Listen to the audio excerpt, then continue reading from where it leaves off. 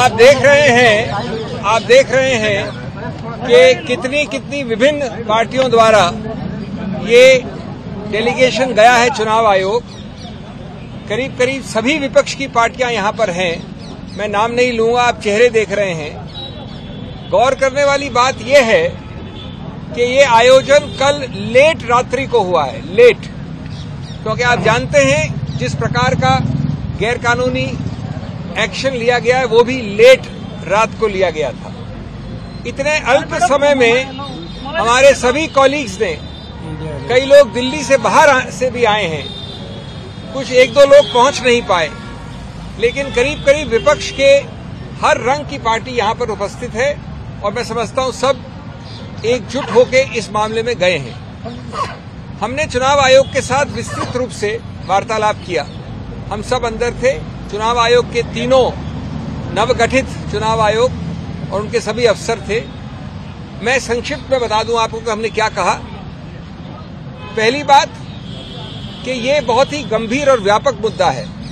ये सिर्फ एक व्यक्ति या व्यक्ति विशेष या पार्टी विशेष का मुद्दा नहीं है। ये मुद्दा व्यापक इसलिए है क्योंकि ये सीधा संबंध रखता है भारत के संविधान के मूल ढांचे से, जिसको आप बेसिक स्ट्रक्चर कहते हैं। जैसा कि आप जानते हैं, मूल ढांचे का जो पूरा कानून है वो ये कहता है, बड़ी बहुत अनूठी बात है भारत के बारे में, कि अगर कोई भी संवैधानिक संशोधन मूल ढांचे के विरुद्ध है तो संवैधानिक संशोधन भी असंवैधानिक करार किया जा सकता है। अब इसको हमने कैसे पक्ष रखा? जब आप इस प्रकार की चुनाव के लिए जो एक समतल जमीन आवश्यक है, अति आवश्यक है, अनिवार्य है, समतल जमीन, उस समतल जमीन को आप बदल देते हैं, उसको समतल नहीं रहने देते हैं दुरुपयोग करके एजेंसीज द्वारा, तो उसका सीधा दुष्प्रभाव पड़ता है स्वतंत्र निष्पक्ष चुनाव पर, फ्री एंड फेयर इलेक्शंस। उसका सीधा दुष्प्रभाव आगे पड़ता है गणतंत्र लोकतंत्र पे, डेमोक्रेसी। और स्वतंत्र निष्पक्ष चुनाव या लोकतंत्र गणतंत्र दोनों उच्चतम न्यायालय ने केशवानंद भारती के समय से कहा है, बार बार कहा है, मूल ढांचे के एक अभिन्न अंग हैं। तो जब आप समतल जमीन को बदल देते हैं, नॉन समतल बना देते हैं दुरुपयोग करके एजेंसीज का, तो आप सीधा उस मूल ढांचे पे प्रहार कर रहे हैं, असंवैधानिक गैर कानूनी प्रहार। ये एक मूल मुद्दा है और इसके लिए सबसे बड़ा पुलिसमैन इस समतल जमीन का संविधान ने बनाया है, चुनाव आयोग को बनाया है। सिर्फ कोई स्टैट्यूटरी गठित संस्था नहीं है, ये संवैधानिक संस्था है। तो हमने उनको उनके उत्तरदायित्व की याद दिलाई और कहा कि आप बेझिझक होकर इस मामले में हस्तक्षेप करें। दूसरा पहलू हमने बड़ा रोचक रखा उनके सामने। हमने उदाहरण तो दिए, अभी मैं 2-3 दूंगा। स्वतंत्र भारत के 75 वर्ष के इतिहास में कई सरकारें आई हैं। उसका रंग ये भी हो सकता है, ये भी हो सकता है, ये भी हो सकता है। इसी सत्तारूढ़ पार्टी की सरकारें पहले आई हैं, लेकिन 75 वर्ष में कभी भी चुनाव के बिल्कुल शुरू में, चुनाव के आसपास एजेंसीज का दुरुपयोग ऐसे कभी नहीं हुआ। 75 वर्ष में पहली बार एक पदासीन मुख्यमंत्री को कल रात को गिरफ्तार किया गया है, पहली बार। कुछ हफ्तों पहले एक मुख्यमंत्री को मजबूर करके हटा के उसको गिरफ्तार किया गया।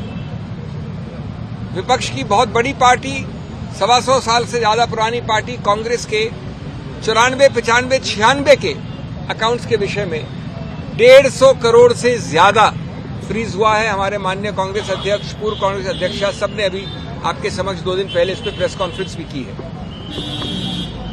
अभी हमको बता रहे हमारे मित्र लेफ्ट के, येचुरी जी खड़े मेरे साथ, उनको भी वैसे ही नोटिस आए हैं। तीसरा पहलू, हमने एक सूची दी 11 और हाल के रीसेंट उदाहरण।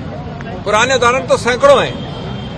वो 11 के 11 एनसीपी से लेकर, टीएमसी से लेकर, कांग्रेस से लेकर विपक्ष के हर पार्टी पे है जहां पर एजेंसीज का दुरुपयोग हुआ है, गिरफ्तारी हुई है। लेकिन एक भी उदाहरण नहीं है सत्तारूढ़ पार्टी का।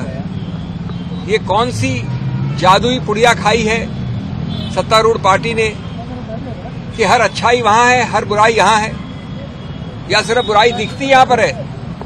अगर बुराई वहां है तो दिखती नहीं है। वॉशिंग मशीन का तो उदाहरण आपने बहुत सुन लिया है, लेकिन ये समतल जमीन की मूल ढांचे को प्रहार करता है।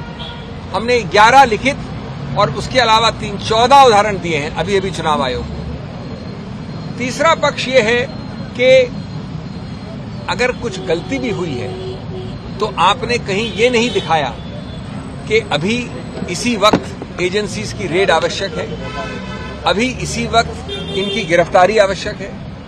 अरे भाई, अगर कोई नोटिस या कोई कार्रवाई 2023 से चल रही है तो आप 2 महीने और नहीं रुक सकते?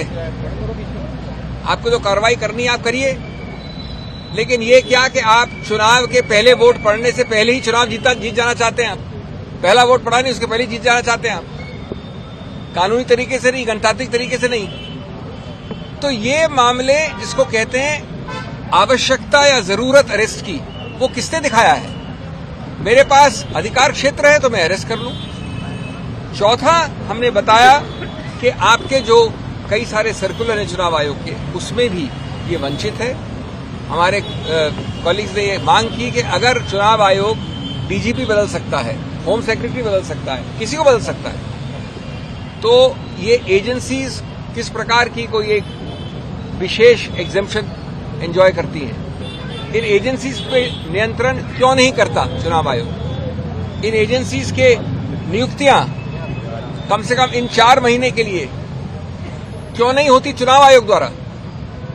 ये भी पुलिस एजेंसीज हैं एक प्रकार से, ये भी सत्तारूढ़ पार्टी के उपयोग या दुरुपयोग के लिए हैं। तो इसलिए ये मुद्दे बहुत ही मूल मुद्दे हैं, और हम ये कहेंगे कि हर प्रकार का अनड्यू इन्फ्लुएंस का आपका कानून है, सर्कुलर है, आप उसको सिर्फ शब्द नहीं रखिए, आप उसका इस्तेमाल करिए। नहीं तो ये चुनाव आयोग एक सिर्फ एक सजाने के लिए कोई संस्था नहीं होनी चाहिए। ये हमारा पुलिस में नहीं, गणतंत्र के लिए। मुजरिम हो उसको जेल में होना चाहिए, और जो इनोसेंट हो उसको बाहर होना चाहिए। जितने भी करप्ट लोग हैं, जितने भी मुजरिम लोग हैं, वो बीजेपी के अंदर चले जाते हैं तो उनका जुर्म खत्म हो जाता है। जितने भी इनोसेंट लोग हैं, जो भी मासूम लोग हैं, जैसे केजरीवाल हैं, या उससे पहले हेमंत सोरेन साहब, या जितने भी ऑपोजिशन के लीडर हैं, वो सब इनोसेंट है। उसका सबसे बड़ा सबूत है, जो भी बीजेपी में नहीं जाता है और जेल चला जाता है वो इनोसेंट है। और इस वक्त जो केजरीवाल जी के साथ हो गया, वो मुझे लगता है जो ये 400 पार की बात करते रहते हैं, असल में मुझे लगता है ये 200 सीट तक भी नहीं पहुंचेंगे। इसलिए इनकी कोशिश है, जितने भी अपोजिशन के लीडर हैं, किसी तरह से कांग्रेस के जो पैसे हैं वो फ्रीज कर दिए, बैंक अकाउंट्स फ्रीज कर दिए। हर तरह से अपोजिशन को इलेक्शन से पहले ही खत्म करना चाहते हैं।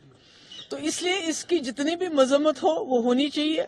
और जो एक जमहूरी मुल्क का जो एक तकाजा है, जो इलेक्शन कमिश्नर है, मुझे बहुत अफसोस के साथ कहना पड़ता है, वो इलेक्शन कमिश्नर नहीं है, वो बीजेपी की एक बी टीम बन चुका है।